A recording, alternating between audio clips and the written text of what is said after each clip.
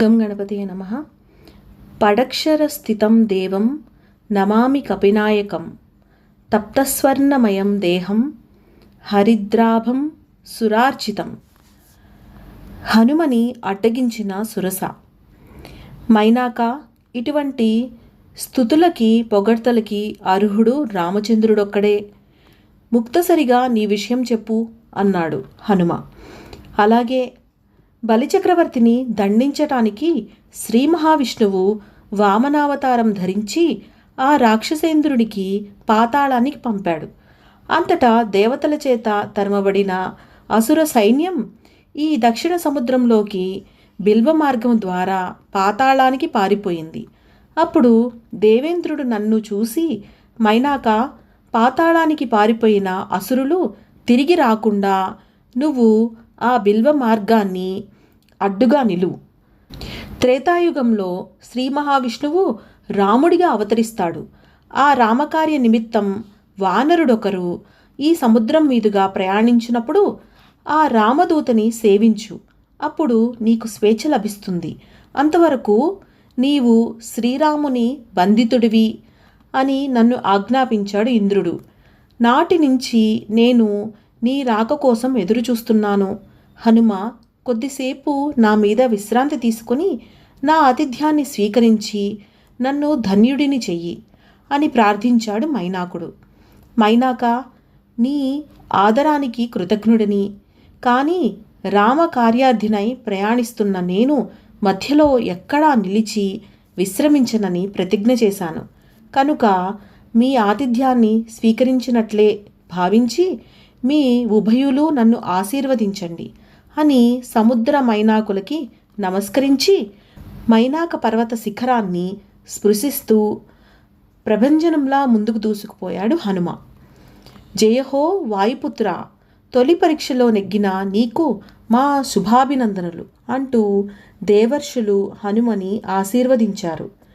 హనుమ దీక్షా దక్షతలను వారికి సంతోషం కలిగించాయి. ఇంకా హనుమ బుద్ధిబలానికి సమయస్ఫూర్తికి ఇప్పుడు పరీక్ష అంటూ దేవేంద్రుడు మందహాసం చేసి నాగమాత సురస అంటూ స్మరించాడు. మరుక్షణం నాగదేవత సురసాదేవి ప్రత్యక్షమైంది. అమ్మ సురసాదేవి, అడిగో వాయుపుత్రుడు రామ కార్యార్థి అయి సాగరాన్ని లంఘిస్తున్నాడు. అతడి జయాపజయాలపైనే రావణాసుర సంహారం, దేవతల భవిష్యత్తు ఆధారపడి ఉంది. కనుక నువ్వు హనుమ బుద్ధిబలాన్ని సమయస్ఫూర్తిని పరీక్షించు. రామకార్య దీక్షాదక్షుడైన హనుమని అడ్డగించు అని ప్రార్థించాడు ఇంద్రుడు. సరే అని పలికి నాగమాత సురస తక్షణం వికృతమైన భీకర రాక్షసాకృతి ధరించి సముద్రంలోంచి విసురుగా పైకి లేచి గగనయానం చేస్తున్న హనుమాన్ దగ్గరికి వెళ్ళి అడ్డుగా నిలిచి, ఏయ్ వానరా, ఆగు ఆగాగు అని గర్జించింది. హనుమ ఉలిక్కిపడ్డాడు. తన మార్గానికి అడ్డుగా నిలిచిన భీకర ఆకారాన్ని చూశాడు. తన గమన వేగాన్ని కొద్దిగా తగ్గిస్తూ, ఎవరు నువ్వు, నన్నెందుకు అడ్డగిస్తున్నావు అని అడిగాడు. ఓరి వానరా, నా వివరాలు నీకు అనవసరం. నిన్ను నా ఆహారంగా దేవతలు నిర్ణయించారు. నాకు చాలా ఆకలిగా ఉంది. నిన్ను భక్షించి ఆకలి తీర్చుకుంటాను. బుద్ధిగా నా నోటిలో ప్రవేశించు అని గర్జిస్తూ నోరు తెరచింది సురస. అమ్మ, పురుషోత్తముడైన శ్రీరాముని భార్య జానకీదేవిని మాయోపాయంతో అపహరించాడు రావణాసురుడు. శ్రీరామదూతనై నేను సీతామాతని అన్వేషించటానికి రామ కార్యార్థినై లంకకి వెళ్తున్నాను. అక్కడ సీతామాతని దర్శించి ఆమె క్షేమ సమాచారాన్ని నా ప్రభువు శ్రీరామచంద్రునికి తెలిపి ఆ తదుపరి నేను వచ్చి నీకు ఆహారమవుతాను.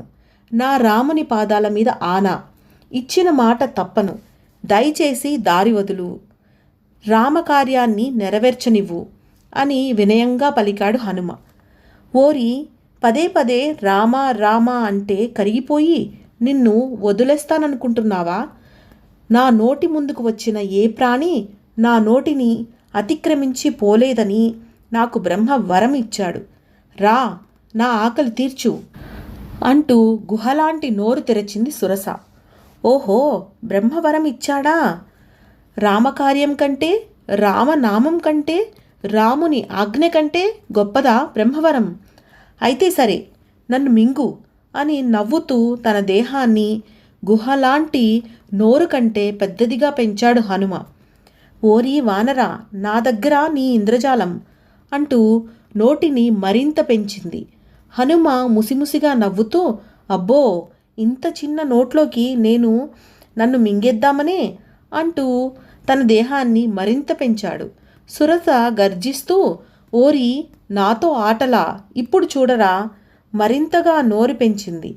హనుమ చప్పున తన దేహాన్ని కుదించుకొని అంగుష్ట ప్రయాణమంతా దేహం దాల్చి జై శ్రీరామ్ అంటూ సురస నోట్లోకి దూసుకుపోయాడు. అది చూస్తూ అదిరిపడ్డారు దేవతలు, మహర్షులు. బుద్ధిబలం ప్రదర్శిస్తాడనుకున్న హనుమ అలా వెళ్ళిపోతే రామకార్యం సాధించేదెవరు?